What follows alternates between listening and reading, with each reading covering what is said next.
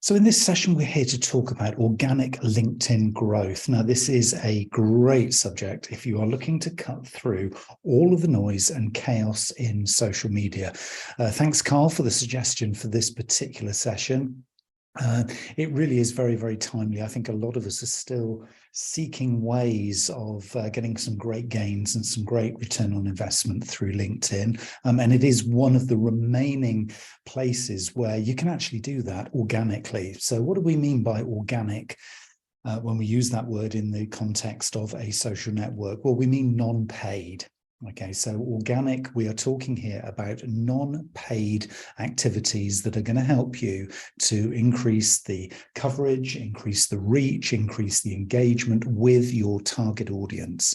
And this is definitely 100% possible through LinkedIn. And I would say this really is LinkedIn providing unprecedented organic growth opportunity versus other business social networks.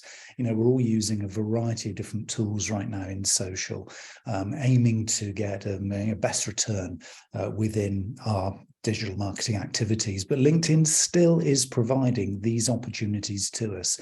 Yes, you can pay for advertising. Yes, you can pay for premium accounts in LinkedIn, but you can also get a lot of the value for free.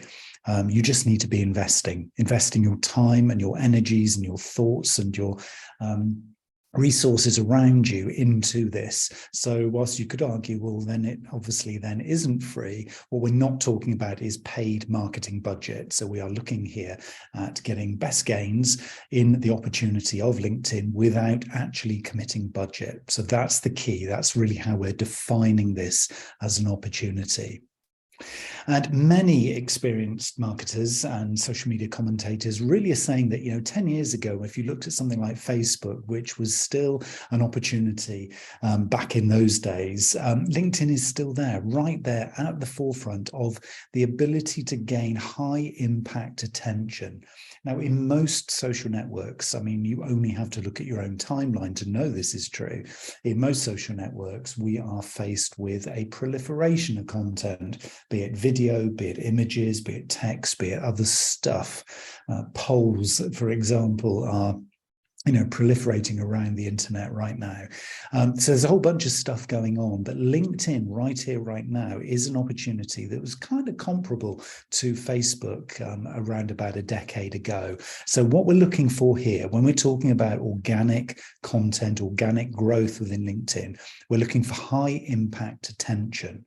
So we're looking to be really smart here in the activities that we do, because you can, as we all know, waste a huge amount of time and energy in a social network with very little gain. So we've got to be very mindful, very careful, and very smart how we begin what we are about to do. So let's see what LinkedIn have to say about this. Well, LinkedIn are consistently saying that if you can establish a trusted and consistent voice by regular posting, then you will see huge value from LinkedIn. And they suggest, this is LinkedIn themselves, posting 1 to 2 times a day. Now, when we talk about this, we are talking from a personal level. So that's from your own account as you log into LinkedIn to have a look and see what everybody else is up to, do some research, maybe join a community and contribute. We're talking about posting 1 to 2 times a day on average every day. This also applies to your business page. And I'm going to talk separately about your personal account for LinkedIn growth and also your business page, because for some of you listening to this, you will be using LinkedIn from a business page perspective. So if you've already got your own personal account up to speed and you're an all-star profile, as LinkedIn used to call it, then you will know that it is time now to focus on your business page. So a lot of these things apply to both sides. And if you decide that you are going to be very, very targeted, if you're very clear about your audience, you have an opportunity here of increasing an awareness and also the engagement. And this really should come, because it's such a quiet space from organic content perspective, this should probably come as no surprise to you that this is a place where you can cut through what would otherwise be a very, very noisy social network. And why LinkedIn? Well, the key here, clearly from a commercial perspective, is that a significant proportion here in LinkedIn of people who use LinkedIn are decision makers, or they have a significant influence in a purchase decision-making process. And these typically are the people who are the most active.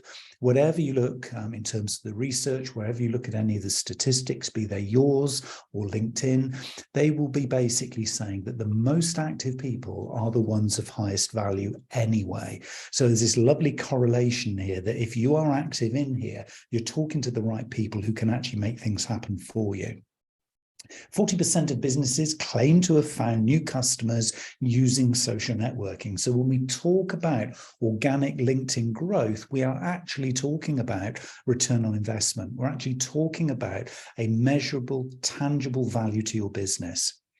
And interestingly, 58% of people, so that's almost 2/3, use social media or LinkedIn precisely for engaging with special interest groups. And I'll come on to how you can use thought leadership in organic LinkedIn growth in a little while.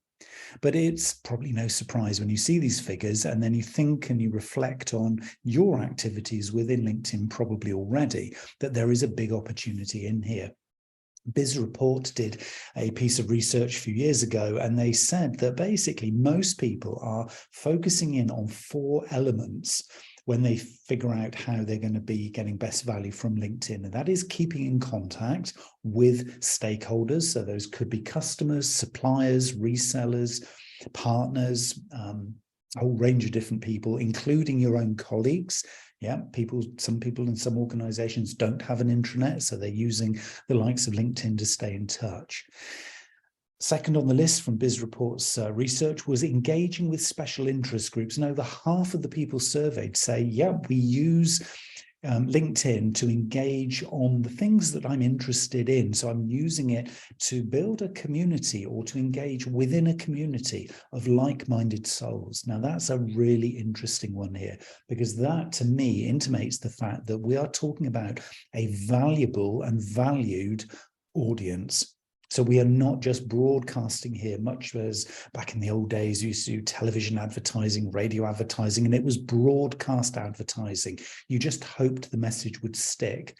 Well, within LinkedIn, especially if you focus in on the big data element of what this is you can find very, very simply and very, very quickly that you will be finding business intelligence. You'll be finding the special interest groups with whom you can work. And I know, obviously, knowing a lot of you have very, very specific needs sort of on this program, that you will be looking to engage with either those in your sector, so be looking to forge partnerships, and that can be a huge, huge benefit to you, and or you can be looking for new business and new customers. So depending on whether or not your role is more focused in a more kind of business development sense, or whether it is focused in a more kind of specialist kind of internal marketing sense, then you will find there will be a different flavor of these definitions within LinkedIn.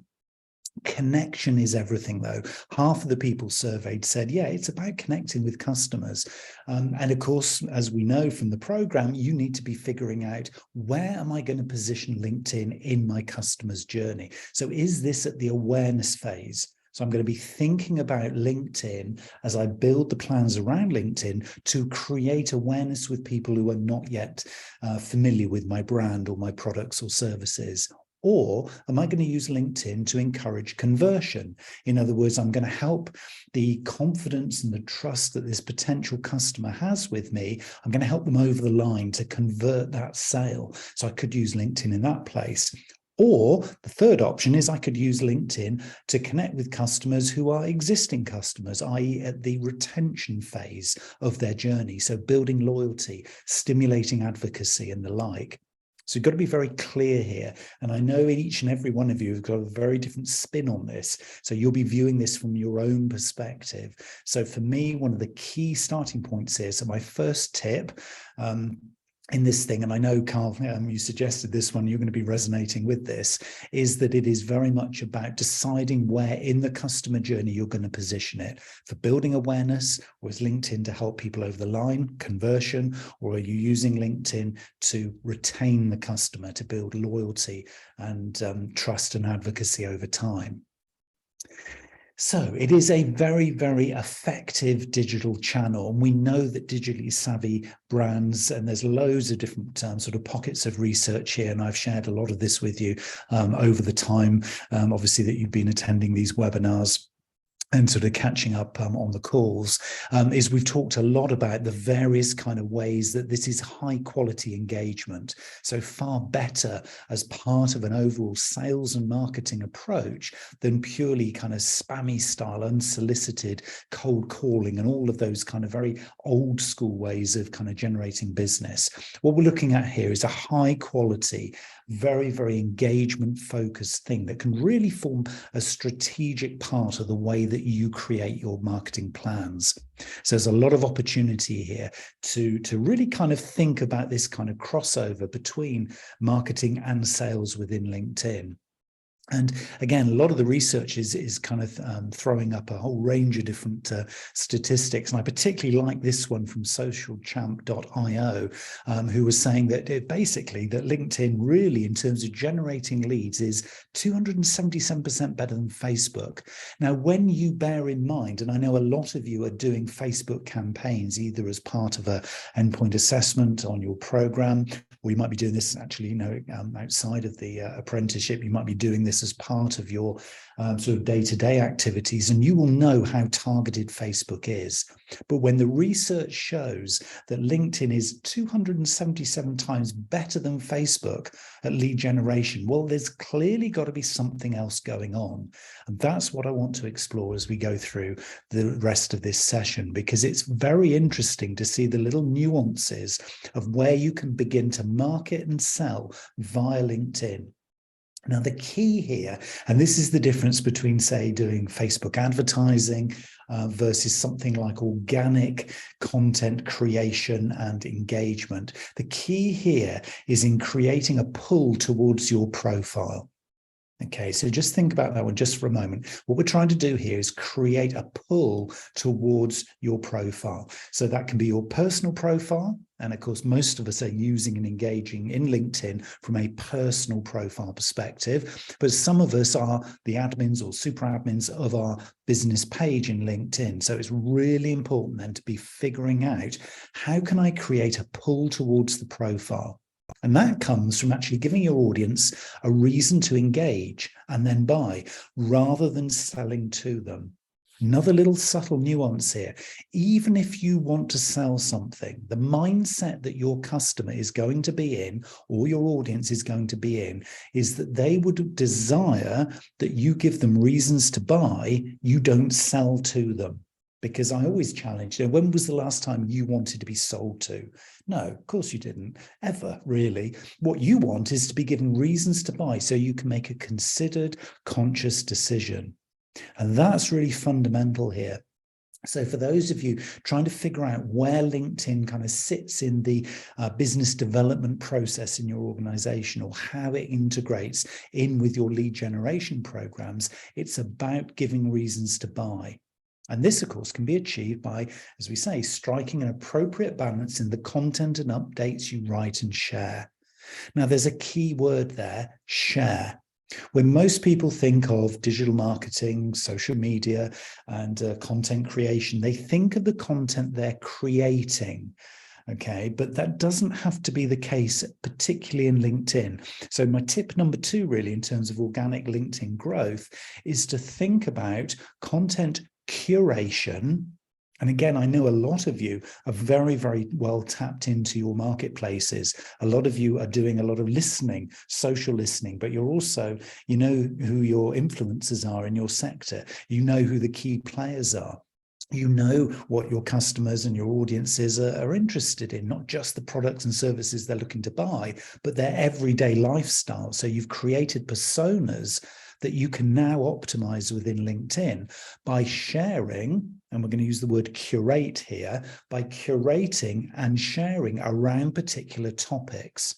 So when you think about your content, it's not just about writing about you, it's actually balancing the stuff about you with things that you might be signposting to. So you might be pointing to other content elsewhere, sharing other people's valuable content, maybe adding a little bit of a review to it or adding some added value context to it to bring it to life, to make it more appropriate and engaging for your audience. And then sharing that will increase this engagement. And just by its very nature, that will stimulate this engagement and this pull towards your profile that you're looking for. So there's some really exciting stuff beginning to emerge from this, isn't there? In terms of almost sort of rethinking how you use a social network like this. And a lot of this is actually helping your potential customer to get to know you, sharing relevant third-party content, as we say, and then offering the great value from the messages of sales and marketing and product and service that you want to then promote to them. So we're looking here at the rule of thirds. This is kind of where I'm leading to here. Organic LinkedIn growth comes from really practicing the rule of thirds.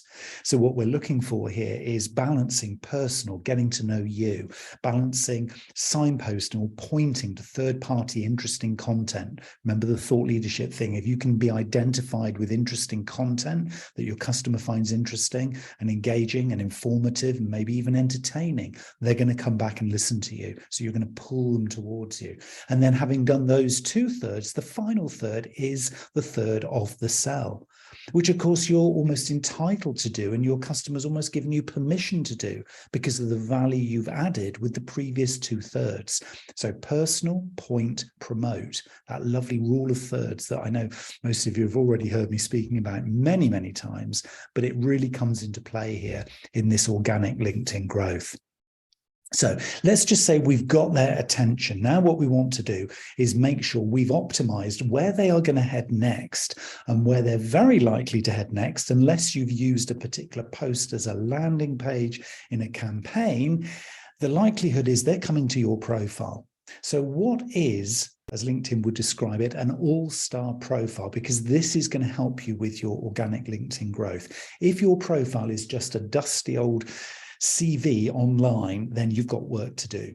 And if you want to search out Social Selling Index LinkedIn, if you just search that, either within LinkedIn or your favorite search engine, Social Selling Index, you will get a score for how well and how optimized your LinkedIn profile is versus the potential target audience that you could be attracting with the content you've already got in there. So Social Selling Index is a very interesting little rating, if you like, and you can see how it's broken down. And it is a measure of how complete your personal profile is, coupled with how active you are, coupled with how relevant you are to the audience that you are engaging with. So there's lots of stuff in there that makes up the algorithm that calculates the number, but go and check that out because that's a really useful benchmark to get you started. Then what you need to do is go into your profile.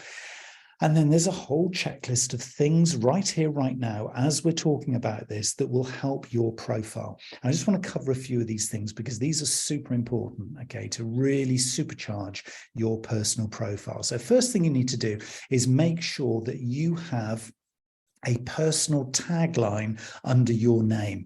LinkedIn, by the way, say that pages with complete information will get 30% more weekly views.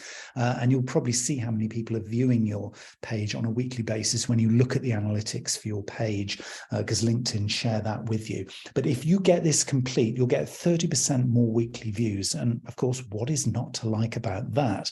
Because if it's using LinkedIn as an awareness creator, so bringing and drawing and pulling people into your product or your service or your business page, then you're standing a chance of being on their radar. Otherwise, you're pretty much invisible. So create a personal tagline under your name. Rather than just job title, use all of the available characters. There's some 4 lines of text available under your profile name. And this almost then becomes kind of part of your elevator pitch, that kind of little phrase or set of bullet points that really give a flavor of the value you're going to bring. So for me, I talk about the hosting of my podcast. I talk about, founding a not-for-profit organization organization that helps sustainable marketing. I talk about being a mentor, author, international speaker, blah, blah, blah. And I also got a little hashtag in there, Ikigai, which is the kind of way I try and live my life. So in a nutshell, it kind of gives the essence of who I am. Now, irrespective of what I'm saying about me, what are you saying about you? And what do you say currently that says what it says about you? How accurate is that? Because you need to be really mindful that it is saying what you want it to say. Cover image is the next thing. They're suggesting that you refresh your cover image, and that is, of course, the big banner image that sits behind your profile picture. They're suggesting you refresh that every 6 months. You might also want to consider putting a call to action in there for the one thing that you want the people to do as a result of seeing it. So on my live profile cover image, I have got a call to action, which is check out my podcast. Here's the link. So if you can have one thing which might be campaign driven, it might be something very personal, specific to you. And if you're looking for a new job, for example, it could be something that's really related to the value that you offer, or the accessibility to making contact with you. But you decide. If you need a call to action, on the cover image is a great place to put it. Next thing is also making sure your profile picture looks like you. So many people wear shades, or they're kind of, looking at a funny angle, or they've got a multitude of people in the picture. And you think, well, who is the person? Which one is the person? Make sure you are identifiable in the real world. People really value that when they see your profile picture, because if they're going to meet you at an event or a conference or in networking, they're going to check you out beforehand. So if they can identify, oh, there's the person, great. Where are they? And there they are, because I recognize them. Then you know the job is done. If you're kind of in disguise, you're not using LinkedIn to its greatest extent. And the algorithms know if you haven't added a picture. There can be very few reasons why you wouldn't want to add a picture if you've got a LinkedIn profile. The clue is in the name, LinkedIn. And it's social media. The clue is in the word social. So if you're hiding behind this little silhouette profile, then unless you have a feasible, tangible reason because you're a, covert spy or something, then there probably is a reason why you'd want to be putting, for the best returns, a picture that really looks like you in as your profile picture. Now, you might sort of think, well, obviously, Neil, but you'd be amazed how many people I talk to who are yet to do that properly. Next thing to complete is the about section. And this is really where you can hook people in. So I always say, what is it about you that I don't know yet? So is there something curious that you could put in, maybe as a single sentence that just whets the appetite of the reader, and they look at it and they think, that's curious, or wouldn't have thought of that about you. That's now interesting. Right, I'm intrigued. They will then read on. So the first thing you need to do is to make sure you have a hook. So in the about section, for me, my little hook, which if we're connected, you'll have already seen, is that I say, I've spent over 35 years as an introvert in the most extrovert industry in the world. Now, that is factual. It's a little strange. One thing you might be thinking is, well, why would you stay out of your comfort zone for 35 years? If you're an introvert and you're working in the most extrovert industry in the world, why would you be there? And then there's a whole conversation that can follow, which I'm not going to go into now, but what it does, it hooks people in. So think about that profile hook, because that is something which will really enable you to start to really kind of forge an initial engagement with the person. We don't want them just reading it. We want them bought in and curious and wanting to read a little bit more. It's also important as well to identify the things that you add information for. So if you're providing specific services, this makes you very findable, very accessible, if you like, and particularly in search. So the fact you've got a completed profile, which will, in theory, give you 30% more weekly views, the services that are provided by you, you need to be putting into the providing services section, and you can spell those out. And you can have up to 9 or 10 services that you will be provided with. So existing services that LinkedIn already has for you to select from, and that will make you more accessible. The next thing you want to do, obviously, if somebody then is intrigued and they just want to start a conversation with you, is to include multiple ways of getting in contact. So the links section, how to contact section, is really, really key to make sure you have fully featured. So you need to obviously have any website links that are appropriate. You need a live phone number, so that could be a direct dial or your mobile cell phone number. It could also be an email address. I would always say keep one of those. If you have multiple websites, that's fine, but one phone number, one email address, and any other social networks that you want to kind of give people access to could also go in there. Now, if you have multiple links, because you say, well, Neil, that's all very well for you, but for me, I need multiple things in multiple places, then try something like Linktree. So if you search out Linktree, that's linktr.ee, that is a single link which then goes off like a tree structure into multiple other links. And then you could just put your Linktree address into your profile, and then that will open then up a page which will have all of the other links available for your particular customer or audience. And the final thing I'd suggest you do is to customize your URL. So rather than just being linkedin.com/1267345XYZ, random set of data and numbers, is you claim your name. That is a really important one, because when you want to kind of announce yourself in the real world and you say, oh, no, check me out on LinkedIn, you can then just give that handle to somebody and they will then be able to, either in a presentation or face-to-face, then they will be able to very, very easily contact you. It's like having a short code, like a bit.ly short code, but the LinkedIn version. So for me, it's linkedin.com/Neil Wilkins X. And I have Neil Wilkins X as my handle for all of my social media accounts, so Twitter, Facebook, etc., because that one is available. So you need to find one, I would suggest, that will play out across all of your social networks.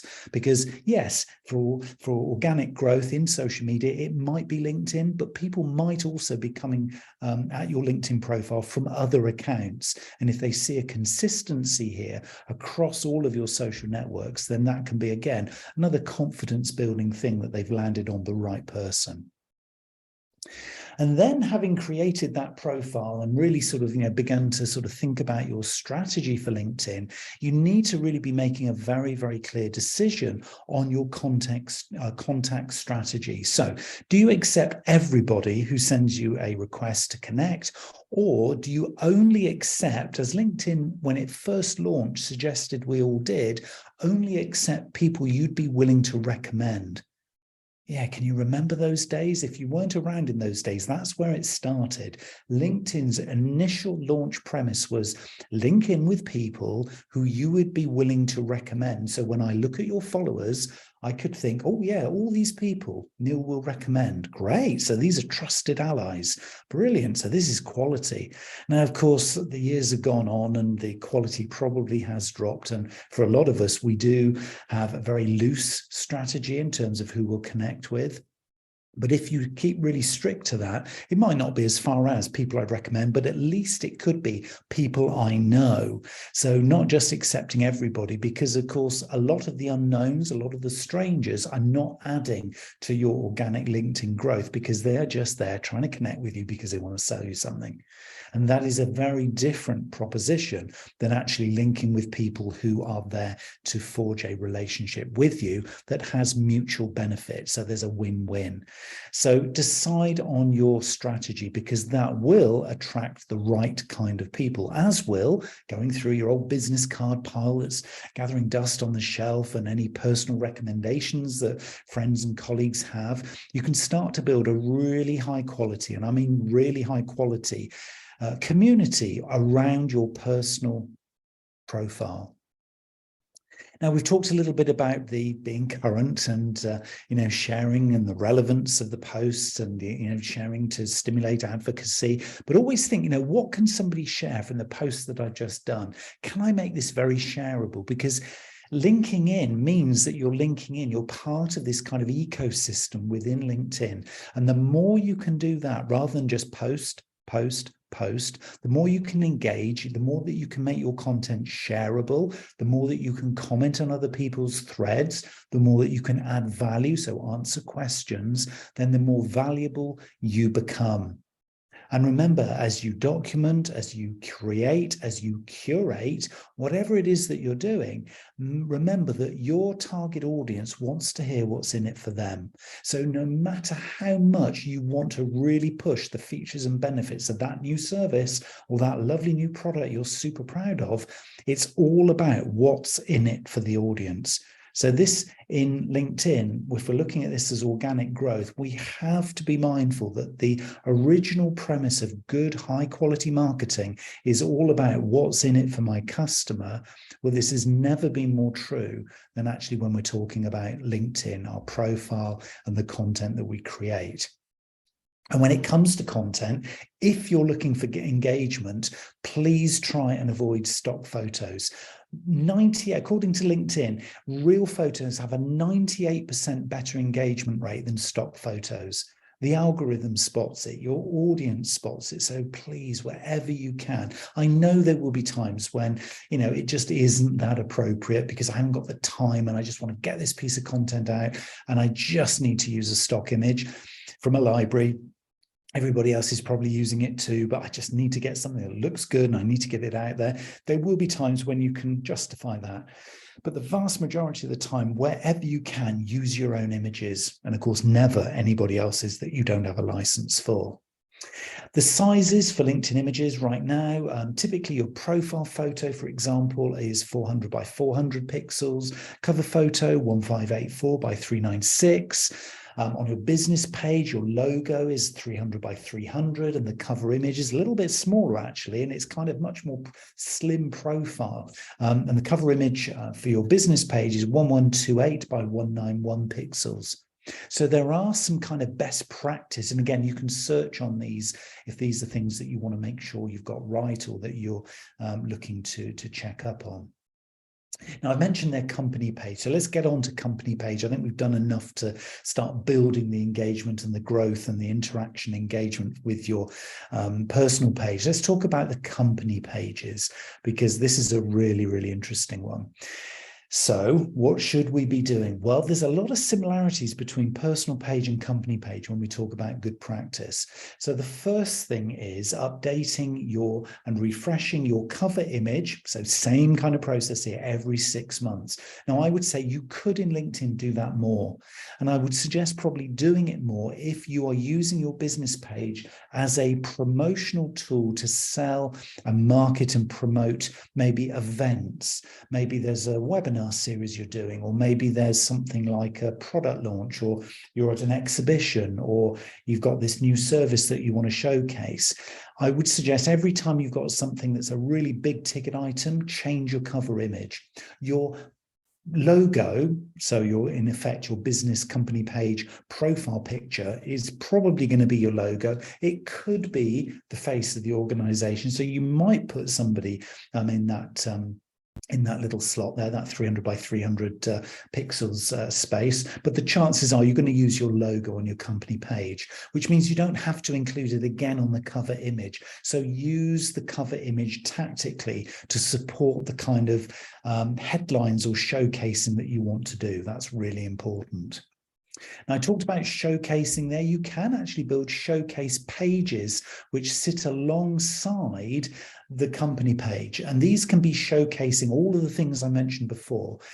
So you have to put in the associated company page, which obviously will be your business page, and then you can basically start to add things in like landing pages for this particular showcase thing. So you could, if you wanted to, build a showcase page for each of your product categories or your services, or maybe your regions. You might have a particular geographic region and your business is split up into regions. So maybe each one of those has a showcase page. So your company page is the hub, so to speak, where you have your more strategic, your more kind of corporate sort of core business things. And then the showcase pages are for the next level down. So your business units, your product categories or services. So get creative. Each one of those might have its own landing page, so it's kind of sub-home page. That could be quite a neat way of structuring it. So it might be, if you've got lots of ideas there, a good time to get the sticky notes and the big flip chart out and start to plot this out so that it becomes really quite useful for you, rather than just jumping in saying, oh yeah, we'll do some products, oh yeah, we'll have a couple of events, and then you forget what you've done, and then it all becomes this hodgepodge of chaos.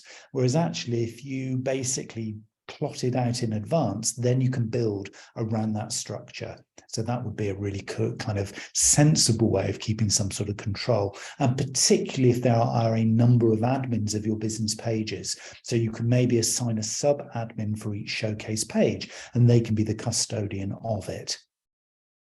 Once you've got those pages and you've got that company page set up, what you probably want to do, and again, this is where your organic growth is going to come from, is you need to basically be cross-populating the links from your website to your LinkedIn company page, which is possibly going to be more dynamically updated than your company homepage, and vice versa. So if you do a search on how to create a LinkedIn badge for my website, you will see from LinkedIn, and others are available, but you will see some guides and tutorials on how to create a LinkedIn badge or LinkedIn plugin buttons to your website. If you have a WordPress-based website, there are many options for having LinkedIn and other social network plugin buttons on your website. And these can be stylized, these can be very much customized to the brand look and feel of your website. But the important bit here is to allow customers to go to and fro from your company page to your website and landing pages, maybe from the showcase pages, as part of their customer journey. Another thing which, of course, you probably will have plotted out. So when it comes on to a little bit of a deeper dive then into some of the things to do and not to do, remember that people have an option when they set up their LinkedIn profiles themselves to view LinkedIn in a dark mode, which means rather than having a white background and black text, they have a white text on a black background, which means that if you're doing anything like fancy transparent images on your business page, they will not show up properly. So do not use transparent images on your LinkedIn page with your content. Remember the dark mode. People will not see those images and it'll just be a blank space. So you've got to be quite careful how you do it. So standard JPEGs or PNG files for your images on your company page are really, really important. Don't try and get too clever. Work with LinkedIn as it is. Then what are you going to be doing actually with the content in there? Well, much like being busy with your tweeting and posting, if you like, on LinkedIn as a personal perspective, you're going to be doing a very, very similar thing, if you like, on your company page. So any kind of business updates, anything, again, use the rule of thirds. Personal, getting to know you and your business and your people. Point, so signposting to anything that's related to any thought leadership topics that you have in your strategy or in your marketing content plans. And 1/3 then is promotion. So you can promote on your company page or your showcase pages, but the key is to balance it. And as we know, the rule of thirds is key. So when you're doing this, there's a couple of things I would suggest that you do here.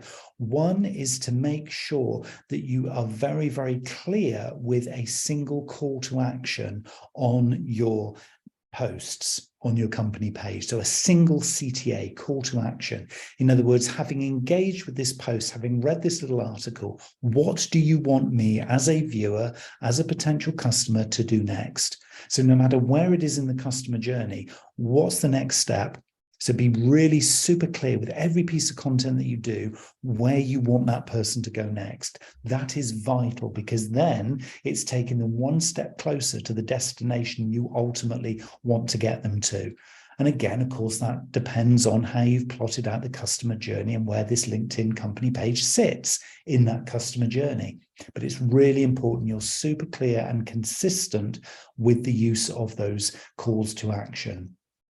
And the other thing as well, as you're publishing content, and this is really key, you will find that it will be a slow, laborious process to get engagement if your current employees and colleagues are not resharing each and every one of these posts that you're putting on your company page, it will take what will feel probably like forever to get traction and engagement. Whereas you can scale this from day one if you tick on the Notify Employees button. And then, of course, everybody who's already connected and following and is an employee, your company page will be notified, and then you can have some guidelines that they then reshare with their connections, so their personal connections, which are very likely to be existing customers and partners and suppliers and resellers, etc. So they will then get to see this company post. As soon as they click it and read it, they're onto your company page, probably increasing the following as well as increasing the engagement. So before you click post, when you do a particular post on your company page, click the Notify Employees button, and that will guarantee then that you improve the reach of every post that you do. And then when you check the analytics, and of course, as an admin, you will see an extra little tab on your company page in the menu bar. You will be able to see then the incredible reach that you've generated as part of the content that you're creating. So we talked about personal pages. We've talked again a couple of times about the rule of thirds. We've also talked about how to increase the reach and then really amplify using your colleagues and your employees in the organization. But how are you going to really supercharge in an organic sense your LinkedIn page and interactions? Well, for me, right here, right now, there is one single way that I've used, and I know a lot of people are using this to absolutely supercharge your LinkedIn profile, but also the engagement and the interactions, and that is live streaming video. Now, I'm only going to talk about StreamYard.com. There are others available. You can use a range of different services to do live streaming through your LinkedIn account. And I'm only going to talk about StreamYard because it's the one that I've chosen. When I've done my research, I'm not here to promote or say I'm sponsored by them. I'm not, but I just find them, it's a very, very simple to use, very useful kind of platform that allows me, if I'm in StreamYard.com, to select LinkedIn. And so when I go live in StreamYard, it automatically streams out to LinkedIn. At the same time, should I choose this, to go out to Facebook, Hopin, Twitter, YouTube and Twitch, all at the same time.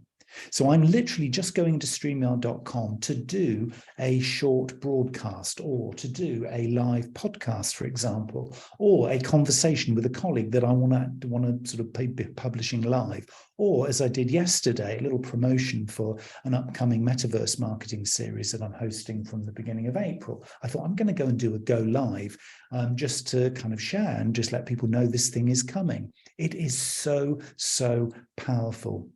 You are likely, according to StreamYard's research, to get 24 times the number of comments compared to pre-recorded video. Now, most people do pre-recorded video because it's simple, it's easy, it's safe.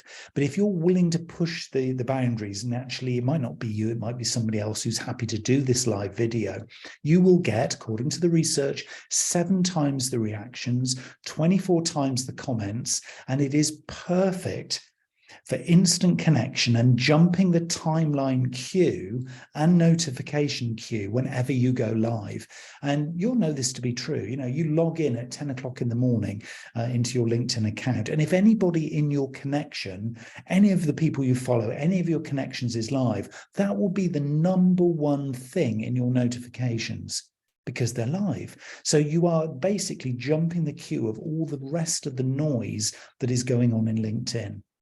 So having a very strong personal profile, having a strong company page with associated showcase pages, clicking that Notify Employees button every time you post some content on your company page, and then thinking about how you could integrate live video streams to really, really scale up your activity. These really are the key building blocks that you need to be thinking about right here, right now.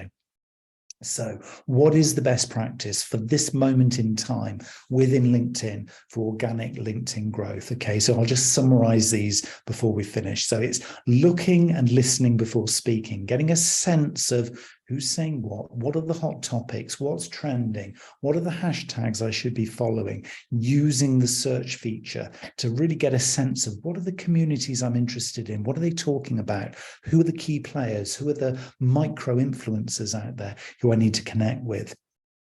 Be positive and thought-provoking. If you can actually add value to a message thread, or if somebody asks a question and you confidently know the answer, jump in and do it. Jump in and give that valuable feedback. You will grow your business. You will grow your account undoubtedly every time you do that, because people like the sharing of technical expertise that you have that maybe they can't get from elsewhere. So just being a really good LinkedIn citizen is a surefire way at no cost apart from your time to really be hitting the ground running with this. So be a great source of unbiased, objective intelligence. So constantly sharing. And again, this comes back to that thought leadership thing. If there's something about you and or your company that really owns a topic that people would be engaging with and interested in, then really embrace it, really own it, step up onto that pedestal and start sharing the objective intelligence that you have. Be a great source of unbiased information. That's what people want now. This isn't about fake news and lots of kind of Me Too copy and content. This is about actually being super professional, really authentic, really transparent, open and useful. So add value at all times. Do maintain a consistent elevator pitch. So that little summary, that little hook that just gets people thinking, he or she's a little bit different. This is really interesting. Yeah, I'm interested in. Let me just click on their link and their bio, just have a little more read. That's what you want them to do. You're not trying to solve all their problems in one go. You're just taking them step by step to the next step in the journey. You can also use, which again is another very interesting little feature, the content suggestion tool. So when you're on your company page, this wasn't something I mentioned earlier, but it's another little thing to research. Just do a little search on content suggestion tool, and you will find if you run out of ideas, because this isn't easy to do on the long term. You know, you'll do this in the next few days and you'll set this all up and you'll think, well, hey, this is great, dead easy to do. But I know, because I've been there multiple times, you'll run out of steam. Some days you get up and you think, you know, I just can't be bothered. I'm just not going to do it today. So if you run out of ideas, use the content suggestion tool, because there's this very clever little algorithm that sits behind your page that watches what you do, watches what you type, watches what your content is, and then suggests stuff that you might talk about or that you might share if you run out of ideas. So play with that, because that is your friend. And also, again, going back to the rule of thirds, if that third, which is point, remember it's personal, point, promote, if that third, which is point, you run out of ideas of what to signpost, then the content suggestion tool can be your savior. That can come into play there. So have a little look at that and see what it's suggesting that you share with your audiences. And of course, that final point there, consider live streaming. That is going to be your big winner. Yes, for lots of us, it is a bit of a step into the unknown, but there is a little trick you can do. I shouldn't probably be telling you this, but I will. In the early days, if you're not so confident that you want to go live, you can go live with a pre-recorded. Now, I didn't tell you that. This is just amongst you and I, but you can do that. I wouldn't advocate that. Wherever you're live and you can respond live to any comments and engagement that you get, that's where the value comes. But if you just want to test the water with that first live stream broadcast, you can make it look and feel live by doing a pre-recorded that goes live at a preset time. But after that first one, just to build your confidence, please, when you're live, be live, because the value in LinkedIn with organic LinkedIn growth truly comes from when you are actually there live and engaging with your audience. So that's what I wanted to share with you. I hopefully, Carl, that one has been useful to you. I know you were the person who came up with the original idea. This is what we needed to be covering. So hopefully that was of interest and good. I'm going to obviously be saving that for a future reference. So we've been recording this one, so it's all good that we can sort of work on this one. But any kind of questions that have come through from any of you? I've had one actually that has come through on direct message to me as I've been talking on this one, which I'm just going to answer sort of first, unless anyone else has any questions. If you have, pop them into the chat, or if you're watching this on catch up, put them into the discussion thread below. But the question that's just come through to me on direct message, and this is a really interesting one, is do you know who follows you on your LinkedIn company page? The answer categorically, if you are an admin of your company page, the answer is actually yes. You can see exactly who is following your LinkedIn company page. So play forward a week or so from now. If you were to run a little campaign that pointed people towards your company page, and then just by magic, you happen to then spot that a few people had started following you. And then, as if by magic again, you looked at that information and thought, this is interesting. Those are people I might like to connect with. If you have got a sales team, maybe allocate those connections to an individual salesperson or persons and get them to make contact. Probably not through the phone or email, but probably through LinkedIn. You know, if you've got InMail, because you've got the premium version of LinkedIn as a person, you can send InMail, which is LinkedIn's internal email system. You could then find that is actually a very, very useful way, because clearly you've added enough value to get them to follow you. So maybe that's a semi-warm lead. So yes, you can, absolutely. Great question. Thank you for asking it. You can definitely see who your followers are. And I think as a result of that, you've got to figure out and be smart. What can I do with that information? That sounds interesting. So thank you for that question. That's really, really good. So I'm not seeing any other questions yet. So if you do have any questions, as I say, and if you are watching this on catch up, use the discussion thread in however you're consuming this to ask any questions. And I'll keep a watch out over the coming days to see if anybody does have any questions. But I wish you every success. Aim for your personal profile first. Follow that up with your company profile second, and then start to run some campaigns and start to add some content into both, and then be actively watching and listening to what happens. And I will almost guarantee you that you will see you are able to scale this organically without spending a single penny of your budget if you follow those tips. So I hope you found this really useful. Have a great rest of your day, whatever you're doing, and I'll see you on LinkedIn very, very soon.